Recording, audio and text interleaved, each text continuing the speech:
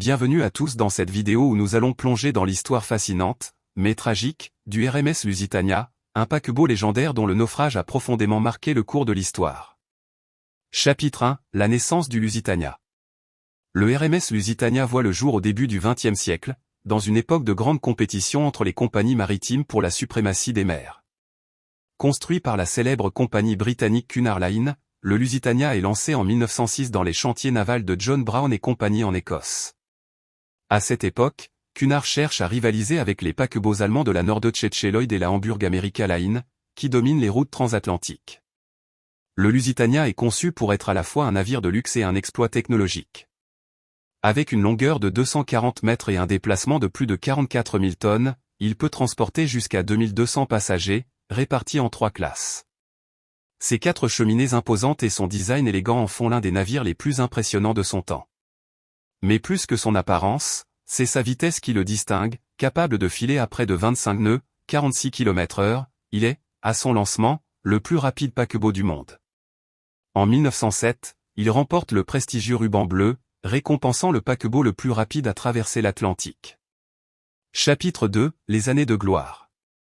Le Lusitania commence ses traversées transatlantiques en septembre 1907, reliant Liverpool, en Angleterre, à New York. Il devient rapidement le préféré des riches et célèbre grâce à son luxe inégalé. Les passagers de première classe profitent de suites somptueuses, de salles à manger décorées avec goût, et de salons rappelant les plus grands hôtels de l'époque. C'est aussi une prouesse technique, équipée des dernières innovations en matière de navigation et de sécurité. Au cours de ses 8 premières années de service, le Lusitania accomplit des centaines de traversées et transporte des milliers de passagers entre l'Europe et l'Amérique. Cependant, la vie du paquebot allait basculer avec l'éclatement de la Première Guerre mondiale en 1914. Chapitre 3, la guerre et les dangers en mer. Lorsque la guerre éclate, les mers deviennent dangereuses pour tous les navires. L'Allemagne, souhaitant asphyxier le commerce britannique, déclare une guerre sous-marine sans restriction dans les eaux entourant le Royaume-Uni. Les sous-marins allemands, appelés U-boat, patrouillent l'Atlantique et torpillent sans avertissement les navires ennemis, qu'ils soient militaires ou civils. Bien que le Lusitania continue ses traversées, il se retrouve dans une zone de guerre. Malgré les avertissements allemands qui rappellent que tout navire battant pavillon britannique pourrait être une cible légitime, de nombreux passagers ignorent ces avertissements ou estiment que le Lusitania est trop rapide pour être pris en embuscade. Chapitre 4, la tragédie du 7 mai 1915. Le 1er mai 1915, le Lusitania quitte le port de New York pour ce qui deviendra son dernier voyage. À son bord, près de 1959 passagers et membres d'équipage. Alors qu'il approche des côtes irlandaises le 7 mai, le sous-marin allemand U-20, commandé par le capitaine Walter Schwieger, repère le paquebot. À 14h10, sans avertissement, une torpille est tirée et frappe le Lusitania sur son flanc tribord. Quelques secondes après l'impact, une seconde explosion secoue le navire, probablement causée par des munitions transportées secrètement dans ses cales. En moins de 18 minutes, le Lusitania sombre dans les eaux glacées de l'Atlantique, à seulement 18 km des côtes irlandaises.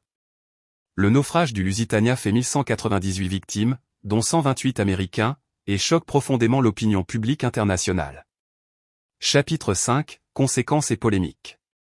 Le naufrage du Lusitania provoque une onde de choc.